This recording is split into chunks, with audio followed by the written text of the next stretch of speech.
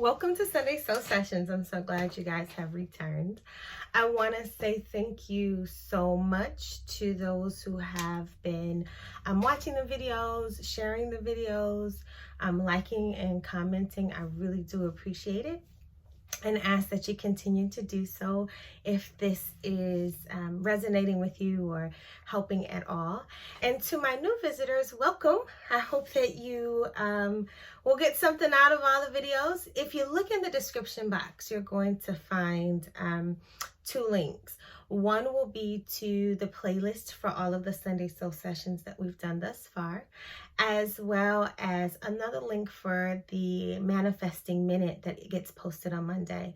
And they're 1-minute affirmation videos that you can utilize throughout the week to reaffirm and bring into your life some of the things that I believe all of us are looking for. So, what's been going on with you? I know for me, I'm just going to be real honest. Last week, I didn't do a Sunday Soul Session. And I kind of went through this thing where it's like, I really, really need to do it. But I've learned to listen to myself, the core of who I am, my spirit. Some people call it your intuition or your inner self or whatever word that resonates with you. But I've learned that part of self-care is recognizing where I am. Recognizing that where I am is where I am.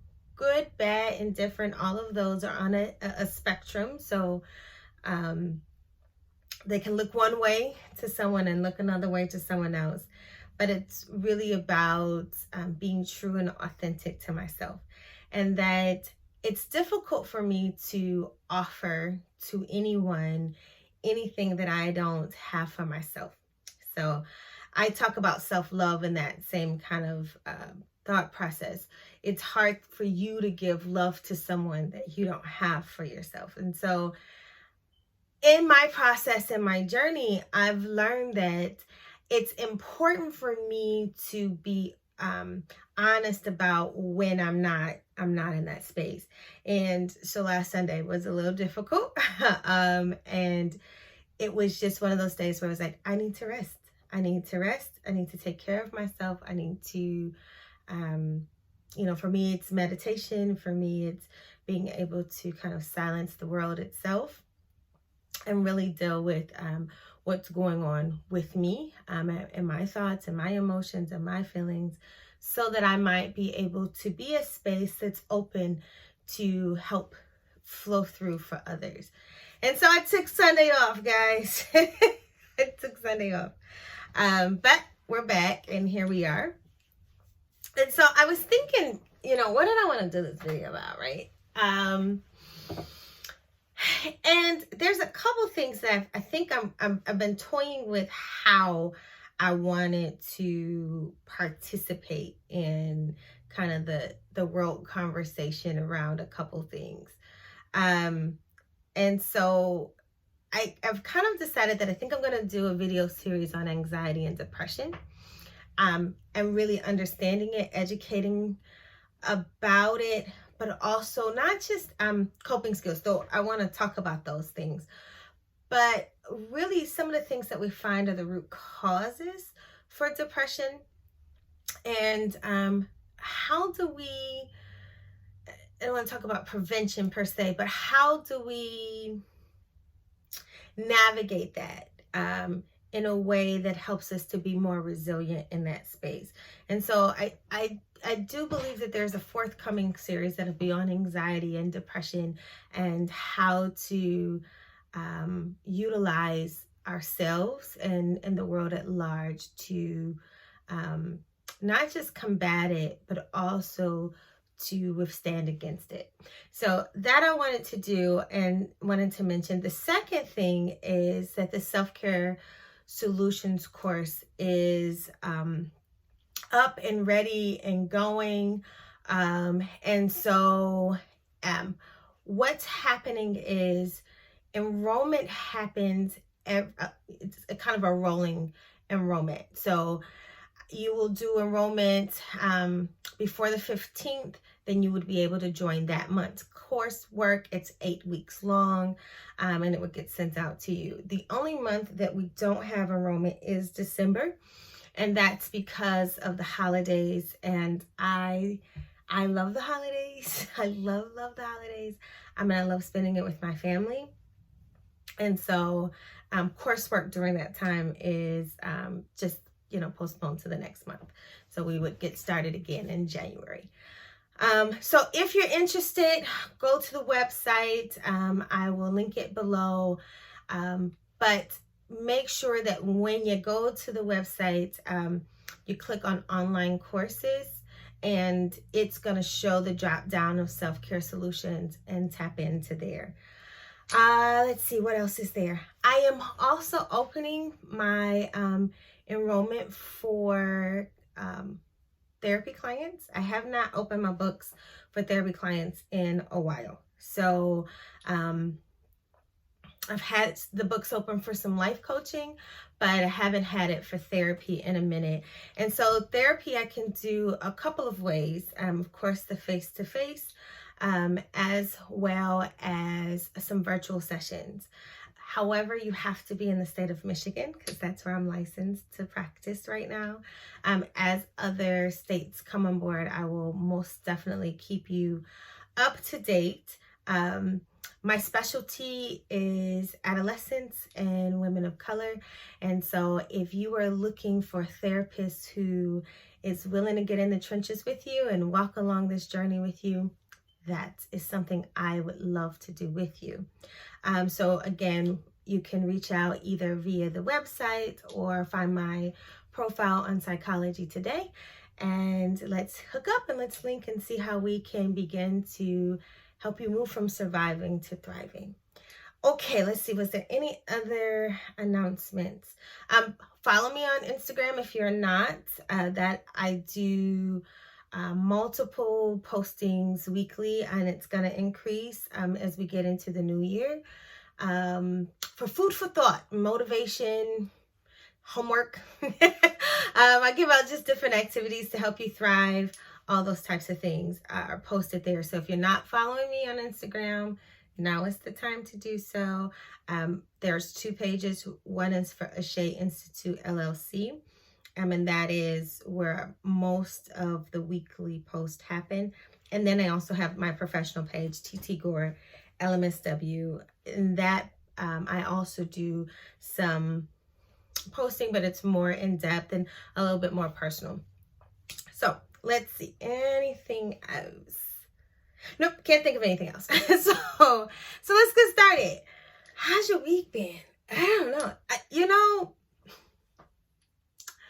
This season is always interesting for me. So interesting is my code word for, yeah, it gets real. I'm in Michigan, and the Midwest is beautiful because it gets all 4 seasons, right? The thing about all 4 seasons is that we lose sun as we start hitting the fall season and we start hitting winter. And I have for years battled with seasonal affective disorder. And so what you will know about seasonal affective disorder is it really talks about how the impact of having less sun creates a biological component where that deficit of getting the serotonin that the sunlight brings to you, and that vitamin D that kind of charges you and energizes you is lacking. It becomes difficult to kind of maneuver, and it really does impact our mental health. And so for years prior to becoming a therapist, I had no clue what this was. And in fact, I didn't even really recognize that there was this pattern. I was just living through it. Again, kind of that autopilot thing. And then I started journaling, and I think this is one of the most important things about journaling. And I started journaling, and I went back and read some of my old journal entries, and I found this pattern, this trend. I would be doing great. I'd hit August. It's cool. September. At the end of September, October, some of the same comments and some of the same behaviors and some of the same trials were coming in through my writing and journaling. And it kind of made me start paying attention to how I was feeling as I was moving into the fall and winter season. And a really, really good girlfriend of mine who's now passed on, she texted me one day and she's like, hey, sis, maybe it's this. And she was a therapist long before I was. And she had sent me this thing about seasonal affective disorder. And I'm reading it and I'm like, no, this is me to the T. Like, this is what I'm really dealing with every day. Where there's kind of this almost form of depression. You're dealing with being kind of fatigued and exhausted and restless and sleeping a lot more and craving carbs that you don't need. Just kind of struggling through life, a lot more emotional, and really trying to navigate a space without having the chemical the chemical or biochemical space to do so. So once you kind of learn what it is, it then becomes the necessity that you do something about it, which is sometimes easier said than done, because just because you know something doesn't mean you always know how to navigate it. And over the last 6, 7, 8, probably almost decade now, I'm gonna say it's been a decade now, I have learned how to recognize when I'm entering into the space, and to put self-care spaces in there, put coping mechanisms to be able to go through this season and still be, and I don't use the word productive, but thriving. And I don't use productive because I think capitalism has created this mindset that you've got to be producing all the time, which is unhealthy. And that's really a slave mentality mindset, that there has to be something happening all the time, except nobody is a slave to this world anymore, or shouldn't be. And so when we start challenging that mindset of producing, we then get put into this place of, okay, so what can I be doing? What should I be doing? And again, that should word comes in and it kind of trips us up.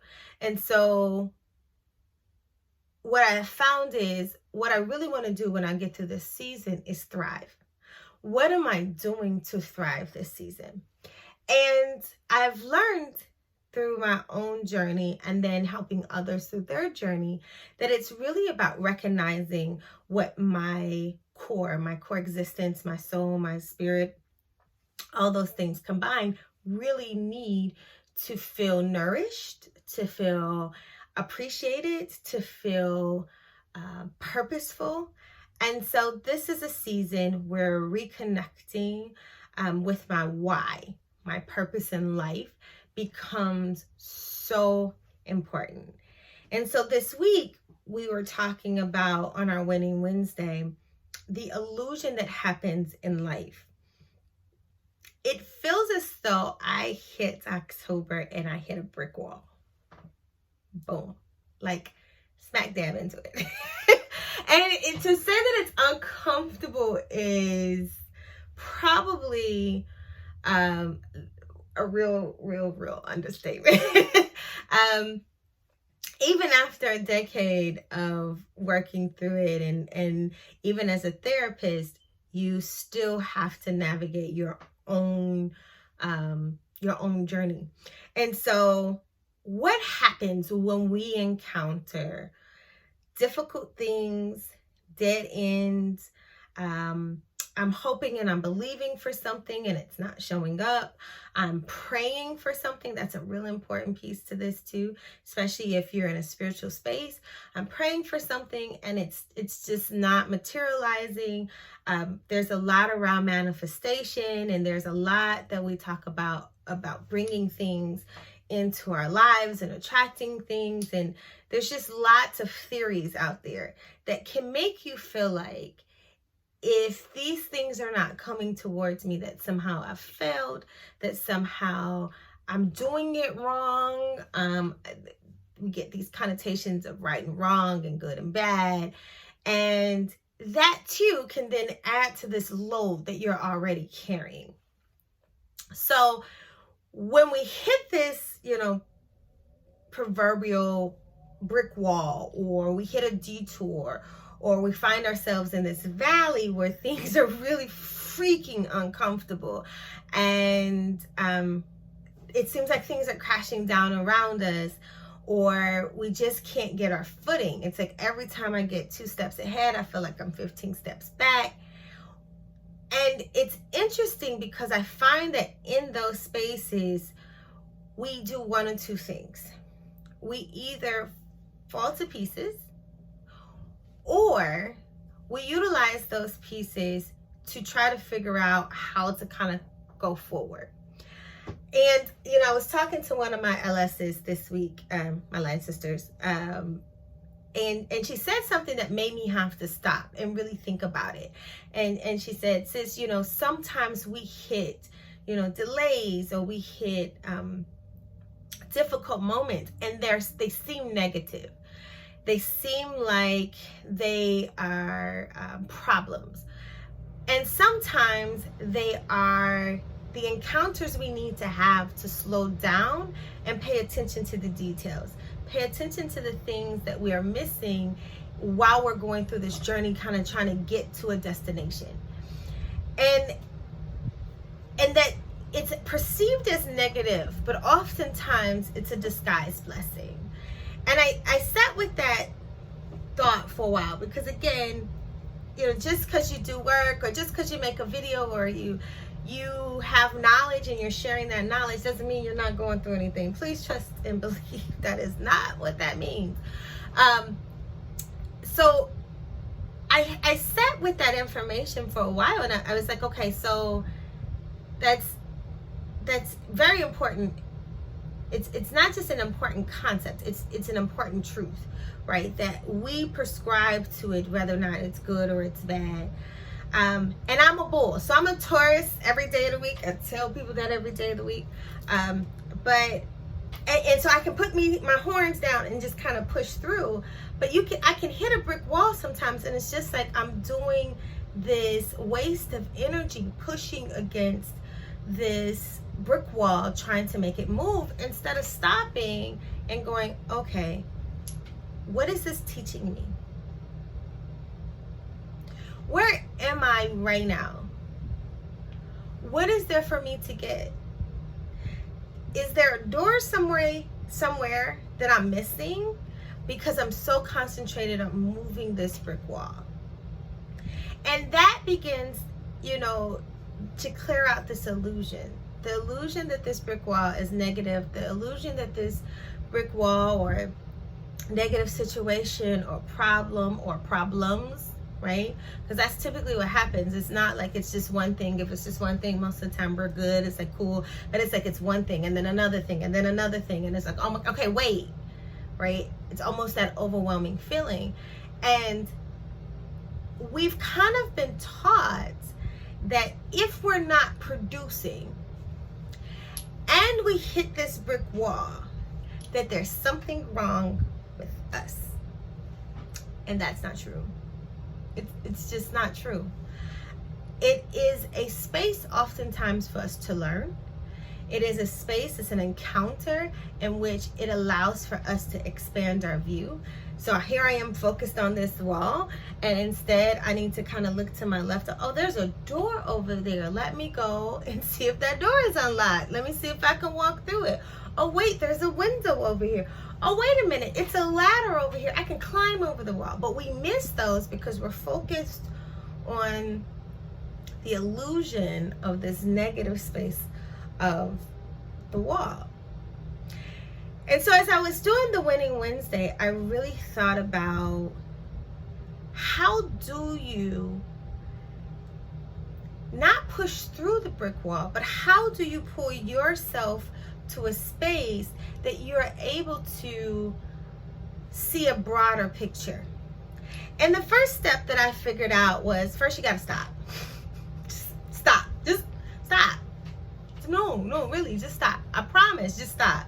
Nope, don't push the button. Don't call that person. Don't text that situation. Like, just stop. Stop. Go get a cup of water. Drink some tea. Take a nap if you have to. But if you've been sleeping a lot, don't take a nap. But in reality, it's really about just stopping for a second and breathing. And knowing that within yourself, there are answers. Within yourself, there is a lot more strength and a lot more power than we give ourselves credit for. And so if we just take a second and stop. And then the second thing is be honest. Be brutally honest about where you are, how you got there, what you thought you were going to get when you got there, how those expectations are panning out. Be honest with your where, what, why, how, so that you can decide how you want to win this thing. And so even this past week for myself, I had to, as much as I have a vision, and I have a really big vision of some things that I want to see come to pass, as I was kind of looking at this vision, I was so stuck on seeing this big vision kind of come to pass that I was missing this important detail that was necessary for me to accept, necessary for me to embrace in order for me to continue upon my journey to get there. How do you tap into who you are if you're so connected or so busy kind of looking without yourself? I had to be honest with myself about what was necessary for me to feel safe, to feel secure, to feel like I had the foundation that I needed to even reach this vision. And sometimes when we have those conversations, conditioning has taught us that that's a wrong way to look at life. You should always be looking at how can you get that next grind? How can you produce that next thing? How can you hustle? That hustle word almost gets on my nerves. But how can you hustle? How can you get in it? Just, we gotta be 100 all the time, 24/7. Let's do it. And that's BS. Because one, our bodies can't support that, guys. Sorry, it doesn't work. And second, it's not reality. Because see, once you get this thing, if you get the thing, so this is the other piece of that. As you're trying to get the thing, maybe that's a better way of saying it, you start finding that it's the journey. It's the thing isn't even a possibility without going through the journey. And so as you hit the brick walls again and again and again, there's something that's trying to slow you down enough to go, hey, that ain't it. It's cool, but that ain't it. And what about you? Because ultimately our purpose here in this space, in this human experience, is less about the things. It's less about the material spaces. It's less about the destinations. And it's more about the experience, the connections, and the relationships. And so as you're going through this kind of process of the journey, being honest with yourself about what you need. What do I need to feel secure? What do I need to be able to connect to others? What do I need to be able to be confident within myself? Those questions open up a whole different doorway. Then now we're not walking through brick walls or trying to climb over them or bulldoze them with our sheer power or our willpower, but instead we're walking through this doorway and understanding this is the path I need to take because that's what wholly resonates with who I am. As you start re-energizing yourself, you also have to reconnect with, why am I here? And I think most people have a struggle with the why am I here piece because we have never really been taught how to, or even not only say how to, we haven't even been taught to do so. That this is a critical piece of human development, to understand why we're here, what we're going to do with our life, and why we're doing it. And so as you connect into your why, one of the first things I do when I'm doing any professional development is I ask people, why are you doing it? Why are you here? Why did you become a teacher? Why did you become a social worker? Why did you become whatever it is? What is it that drives you? What are you passionate about? Why do you show up for this thing every single day? Why do you have these relationships? Why is this person important to you? And really being able to tap into the core essential pieces of yourself, because those are all expressions of yourself. When you begin to reconnect or even discover your why, it starts shifting how you see things. It's like, oh, okay, that's a waste of my time. That doesn't even align with who I am. It doesn't even align with what I want to do. It doesn't even align with why I feel like I'm here. It also makes you question things. And there's a lot of spaces in life where I have found that people have been taught not to question. Don't question your parents. Don't question God. Don't question religion. Don't question politics or government. Like, just put your head down and focus only on you. Don't question any of these things out here. That doesn't work either. Because it's, again, a direct reflection of how you see your connection to these relationships. I'm grateful that I believe I serve a higher power that has no problem with questions. It's like, oh, please bring me all your questions and then some. It's so great. I got great discoveries for you. But when you have been put into or accepted a space where you can't even question something higher and bigger than you that knows more than you, then how are you ever supposed to find out expanded versions or understandings of yourself and the world around you? It's really difficult. And so when we talk about, the ability to move past a negative situation, an ability to see an answer or solution for a problem, we struggle because we have all of this kind of conditioning whispering in our ears saying, oh, you can't do that. No, that's bad. No. Don't do that. You just accept it. You got to deal with it. Don't do that. And that don't do that disconnects us from one of the true, I think, important pieces of being human, and that's discovery. We are creative beings that love to discover and evaluate and understand. If you look at a baby, just from birth into that first year, and then even from the first year to the second year, their whole entire existence is about growing from their discoveries, growing from their abilities to fall and get back up. Oh, these are toes? What do those toes things do? Oh, they go in my mouth? They can only go in your mouth for so long, baby.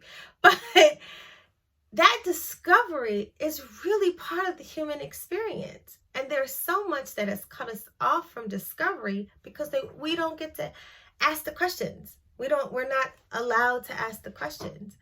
And so as you start kind of pushing away from that theory and really allowing yourself this broader view, when you're honest with yourself, when you're honest with what you're going through, how you're feeling, what these emotions are, what does this situation make you think about, and how do you see yourself in this situation, you can begin to ask questions on a broader scheme, on a broader spectrum. And I find that this is where the illusions begin to fade away. You begin to kind of remove the smoke out of the room after you've put out this fire and really start looking at, what do I have here? What am I dealing with? How am I doing it? And what we struggle with is negative, shifts from a negative point of view to, I call it a resilient point of view, but really it takes it into a point of view of growth. It takes it into a point of view of expansion. And so as I thought about this week, in terms of, how do we care for ourselves, the sole individual in a world of collectiveness? How do I take care of So we're talking this self-care space. How do I take care of that person? Well, the first is you got to know the person. If you don't know you, and I mean good and bad, and those are relative words, so I don't even want to use subjective words, really. All of you, what we would call your light and your shadows, the things that you may be ashamed of, or the things that you may not be comfortable with, and the things that you're proud to show other people, or the things that you're proud or feel validated giving to others. That's your light and your shadow. You got to know both of those. You got to know them well. When you start really tapping into that, then you can start figuring out how to care for yourself. What I find is most people start doing that and they get scared. All this conditioning starts coming in. All of this, you're bad, you're bad, you're bad, the negative, the walls, the overwhelming, and it creates a perfect breeding ground for anxiety and depression. You add to that any trauma whatsoever, and people shy away from really getting to know who they are because it doesn't line up with what people want them to be.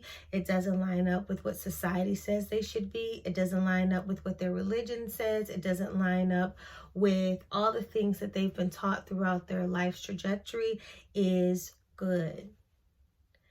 And they literally have to kill a piece of themselves to continue, deaden the voice, to continue to operate in this space. And so people don't want to go and really figure out who they are. At the same time, their entire experience, everything that's going on in life is trying to lead them to understanding who they are. And so we have this dichotomy, right? This dissonance that's happening. We've got these two opposing ideas equally living in the same space and at war. And so we have a hard time finding peace. We have a hard time finding joy. We have a hard time even being able to see life at a balanced space because we've literally had to become imbalanced to be able to survive all the conditioning that we've had. It's one of the reasons why I did my self-care course. Like I didn't want to do another course, and it's nothing wrong with those courses, so don't get me wrong. But I wanted to put some meat to the theory of self-care.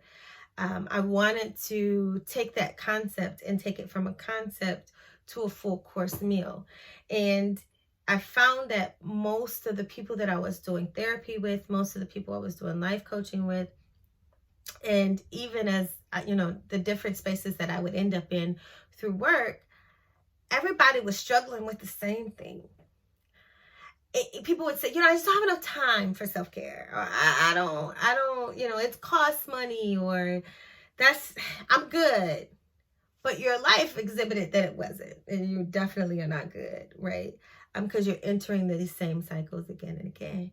And so as I was doing this work, I was finding that when I would ask really difficult questions, like, what don't you like about so-and-so, or somebody close?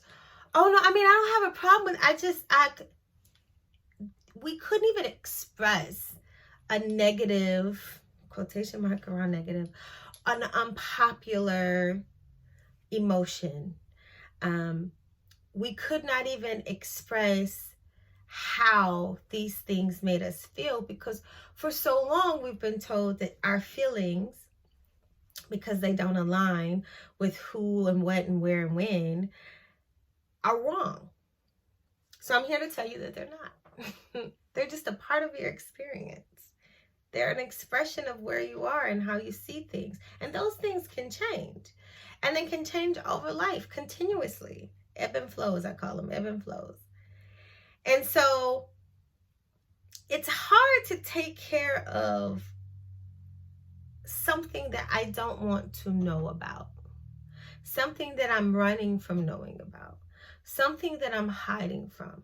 Something that, I talk about in therapy, that It's difficult to help a client really truly heal or find ways to heal themselves when we don't invite every piece of them in. Which is why when I do therapy, we're not just talking about your feelings and your emotions. We're talking your finances. We're talking emotions and mental. What are you doing to stimulate your intelligence? We're talking communication. We're talking sex. We're talking everything, because that is who you are. That's who you're bringing into the room. And that's the person that has to navigate all the things that you're encountering. And it's important that we do that in our own lives. This week, I want you to think about going forward. How am I inviting my whole self into the room? And as I'm inviting my whole self into my life, into that experience, have I really gotten to know me? What's my authenticity really? You know, I hear people say to me things like, I just get angry and I just say things. No.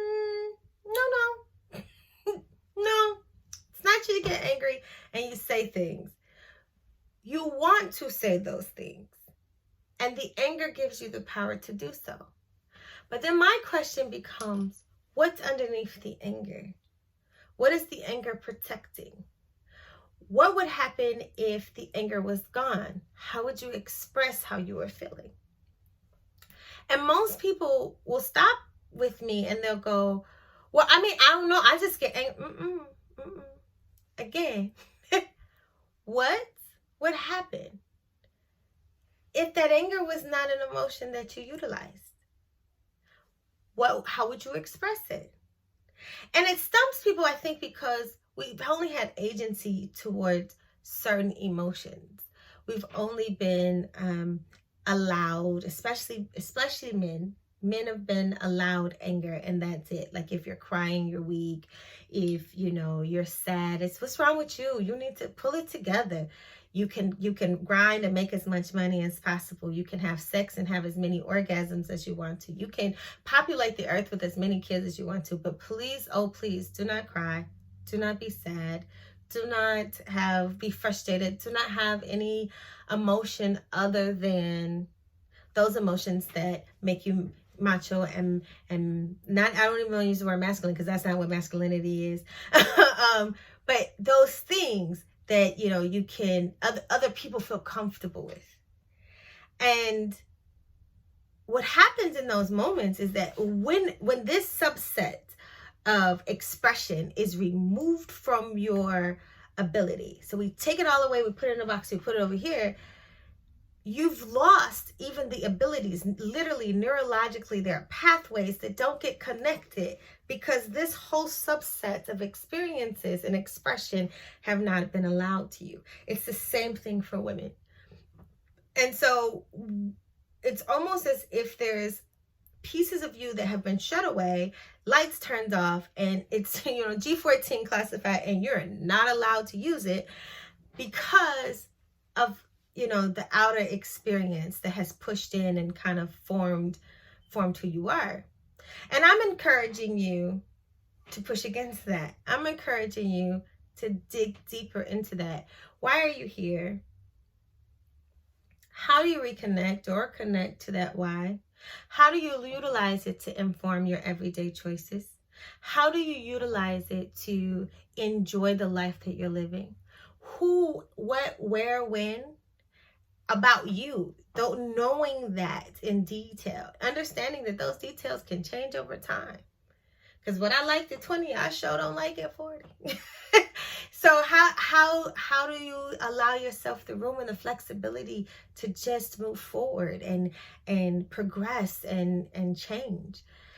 How have you stunted yourself because you've been so busy stunting other people's expressions? I also find that people get real uncomfortable when people express themselves the way that they truly, genuinely are because they haven't done so. It's almost like, yeah, look, if I can't do it, you can't do it. That's not how life works. And so it's a lot of uncomfortable folk out here. And it's a lot of people that want to keep things exactly the same because I'm uncomfortable with you being able to express yourself fully. when I don't even know who the hell I am. And that thought doesn't come consciously. It's not like, how dare you and I can't. It's a subconscious everyday living that has become so ingrained in what we do that unless we are willing to stop pushing against the wall and just stop and be brutally honest about who we are, where we are, why am I there? Why am I here? Why am I here? Then we continue to get these bruises and these bumps and things fall apart and they're dangerous and our pieces break. And we cut people with those broken pieces. How do we change that? How do we shift that? This week, I'm going to encourage you, if you're not journaling, go journal, please. I don't care if you're man, woman, child, journal. It's important. It's important. It's important. One, it captures our trends, and two, it gets things out of the mental onto paper. It's important. Whether you use a vlog, whether you use, your computer, whether you write in a book, you need to journal. But take some time and start reflecting on where you are right now. How'd you get here? What does it look like? How do you feel about it? And not the answers that you tell people, oh, I'm good. No, I hate it here. It sucks, right? Or, you know what? This is the best I've been in a long time. I really like this freedom. I don't want to do ... anymore. I don't want to go ... anymore. I don't like such and such and such and such anymore. Be honest, even if it's not something that you're ready to share with the rest of the world. You got to at least be honest with yourself. Because as we're caring for ourselves, you can't care for something that you haven't taken the time out to know what it is. Even wood, my desk is wood, that's why I'm touching it. But even wood, depending on the type of wood it is, depending on how it's been treated, all of that it has a different way to be cared for. I'm going to care for Tasha differently, than you may care for yourself. Because I'm different than you. But I can't care for me if I'm trying to care for me the way that I would care for you, because that's not how it works. This week, please take the time out to just sit with yourself. Find some quiet time and ask yourself, where am I in my life? What am I doing? Where would I like to go? How did I get here? And most of all, why am I here? Because I think if we ask those questions, it'll start opening up doorways and spaces that allow you to expand who you are and truly live your life thriving. And that to me is what this is all about. All right, guys, I'm done for this week. I hope you all have enjoyed this video. I hope it's helpful in some way. If it resonates, please, please, please share with other people. That's the only way other people will be able to hear it as well. Like, subscribe, comment, give me feedback, go to the website, have fun, and definitely enjoy your week. Take the time out to be grateful and enjoy your week. Thank you so much for joining me on Sunday Soul Sessions with witheshé.